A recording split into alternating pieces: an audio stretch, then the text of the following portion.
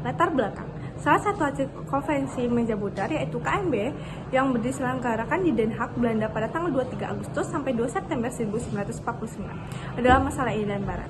Akan diselesaikan dalam waktu 1 tahun sesudah pengakuan kedaulatan. Dengan keputusan tersebut, ternyata ada perbedaan penafsiran antara Indonesia dan Belanda.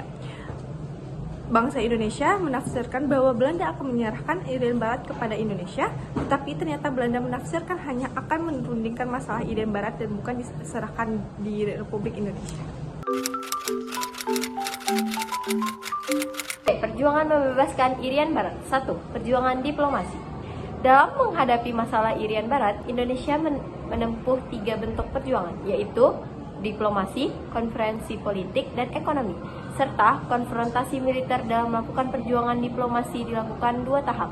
Tahap pertama, Indonesia berupaya melakukan diplomasi bilateral dengan berunding langsung pada Belanda, tetapi selalu mengalami kegagalan.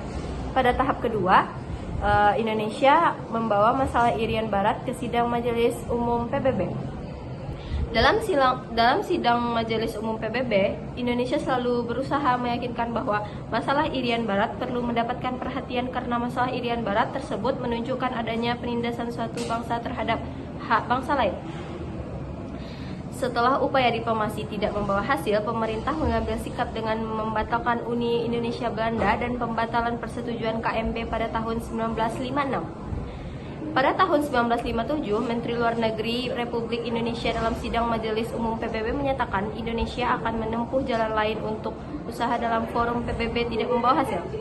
Dalam menanggapi usaha Indonesia tersebut, Belanda meyakinkan PBB bahwa masalah Irian Barat dan masalah bilateral bahwa Indonesia dan Belanda. Pernyataan Belanda tersebut mendapatkan dukungan dari negara Eropa Barat, terutama sesama anggota NATO. Akibatnya resolusi pengembangan Irian Barat gagal. Konfrontasi ekonomi dan politik. Oleh karena perjuangan diplomasi tidak membawa hasil, Indonesia meningkatkan perjuangan dalam bentuk konfrontasi ekonomi dan politik. Konfrontasi ekonomi dilakukan dengan pengambil alihan perusahaan-perusahaan milik Belanda. Konfrontasi ekonomi tersebut yaitu sebagai berikut. Yang pertama, pada tahun 1956, secara sepihak Indonesia membatalkan hasil KMB dan diumumkan pembatalan utang-utang Republik Indonesia kepada Belanda. Yang kedua, selama tahun 1956, dilakukan pemogokan buruh di perusahaan-perusahaan Belanda, melarang terbitan film berbahasa Belanda dan memboikot kepentingan-kepentingan Belanda di Indonesia.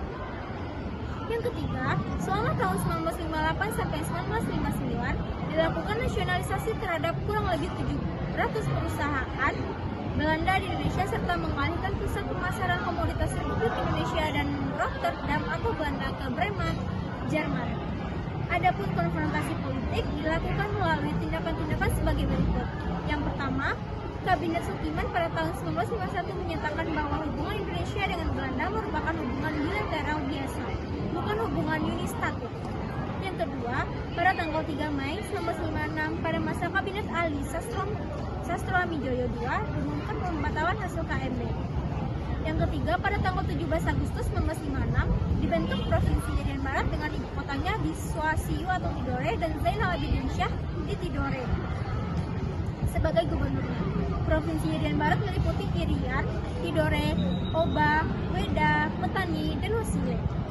Yang keempat, tanggal 18 November 1957 di Jakarta diadakan rapat umum pembebasan Irian Barat. Yang kelima, pada tahun 1998, pemerintah menghentikan kegiatan-kegiatan konsuler Belanda di Indonesia. Yang keenam, pada tanggal 8 Februari 1998 dibentuk Front Nasional Pembebasan Irian Barat. Yang ketujuh, pada tanggal 17 Agustus 1960 diumumkan pemutusan hubungan diplomatik dengan Belanda. Adapun tujuan pembentukan Front Nasional Pembebasan Irian Barat yaitu sebagai berikut. Yang pertama, menyelesaikan revolusi nasional di Indonesia. Yang kedua, melaksanakan pembangunan swasta nasional. Dan ketiga, mengembalikan Irian Barat ke dalam wilayah Republik Indonesia. Melihat hubungan yang tegang antara Indonesia dan Belanda tersebut, PBB dalam sidang umum tahun 1961 kembali memperdebatkan masalah Irian Barat. Sekjen PBB, Eugene meminta Ellsworth Bunker atau diplomat Amerika Serikat untuk menengahi perselisihan Indonesia dan Belanda. Selanjutnya, konferensi militer.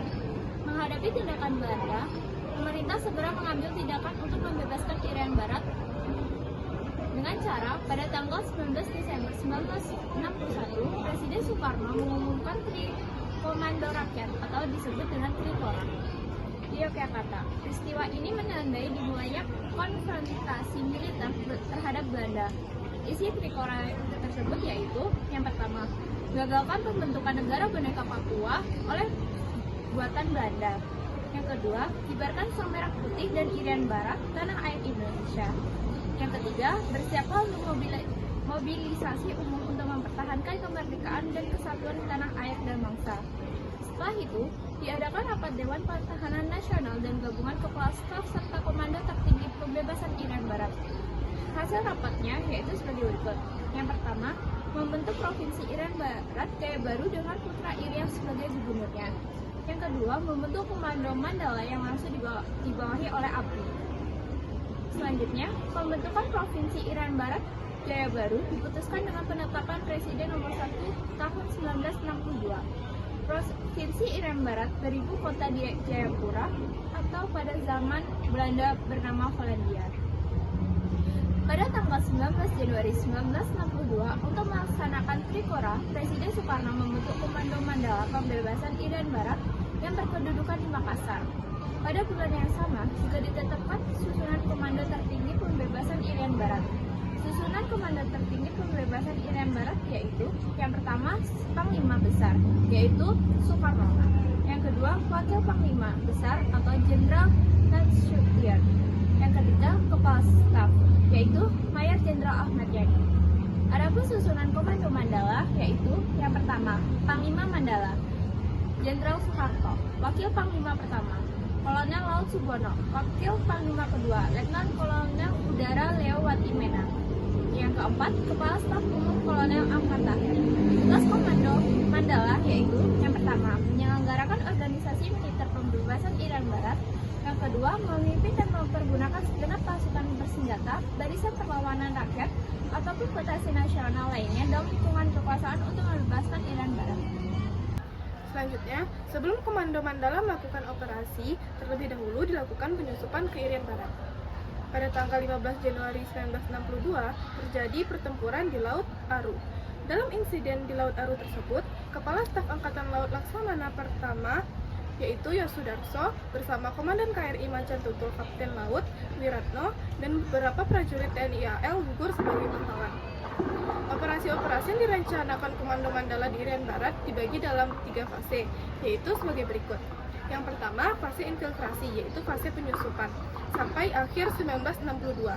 Fase ini yaitu dengan memasukkan seluruh kompi di sekitar sasaran tertentu untuk menciptakan daerah bebas de facto yang kuat sehingga sulit dihancurkan oleh musuh. Yang kedua, fase eksploitasi, mulai awal 1963. Fase ini yaitu dengan mengadakan serangan terbuka terhadap militer lawan dan menduduki pos pertahanan musuh yang penting. Yang ketiga, fase konsolidasi awal 1964. Fase ini yaitu dengan mendudukkan kekuasaan Republik Indonesia secara mutlak di seluruh Irian Barat. Selanjutnya, pada tahun 1957, Menteri Luar Negeri Republik Indonesia dalam sidang Majelis Umum PBB menyatakan bahwa Indonesia akan menempuh jalan lain jika usaha dalam forum PBB tidak membuahkan hasil. Dalam menanggapi usaha Indonesia tersebut, Belanda meyakinkan PBB bahwa masalah Irian Barat adalah masalah bilateral antara Indonesia dan Belanda. Pernyataan Belanda tersebut mendapatkan dukungan dari negara Eropa Barat, terutama anggota NATO. Akibatnya resolusi pengembalian Irian Barat gagal.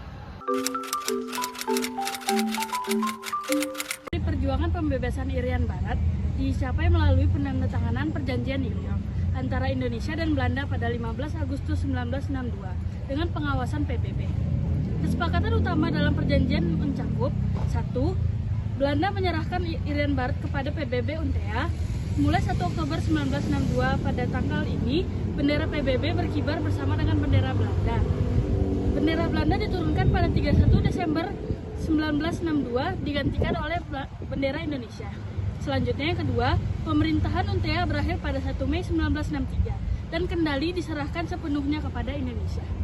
Yang ketiga, pada tahun 1969, Irian Barat mengadakan penentuan pendapat rakyat atau yang dikenal dengan PPRA untuk memilih tetap bergabung dengan Indonesia atau merdeka.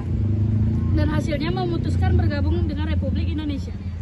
Hasil PPRA ini diterima dan disahkan oleh Sidang Umum PBB pada 19 November 1969 mengukuhkan kembalinya Irian Barat ke Indonesia secara sah. Jadi dapat disimpulkan dari perjuangan perebutan Irian Barat adalah bahwa perjuangan ini menjadi salah satu bukti kuat semangat nasionalisme Indonesia dalam mempertahankan kedaulatan wilayahnya. Melalui pembentukan strategi diplomasi internasional, itu tekanan politik dan aksi militer, Indonesia berhasil menunjukkan komitmen dalam merebut wilayah yang dianggap bagian dari Republik Indonesia sejak proklamasi kemerdekaan. Perebutan Irian Barat juga mengukuhkan Indonesia sebagai negara yang mampu memperjuangkan kepentingan nasionalnya di panggung internasional dengan dukungan PBB dan negara-negara sahabat. Pada akhirnya, melalui perjanjian New York di 1962 dapat daftar pendapatan rakyat tahun 1969, Irian Barat resmi menjadi bagian dari Indonesia menubuhkan kesatuan wilayah NKRI.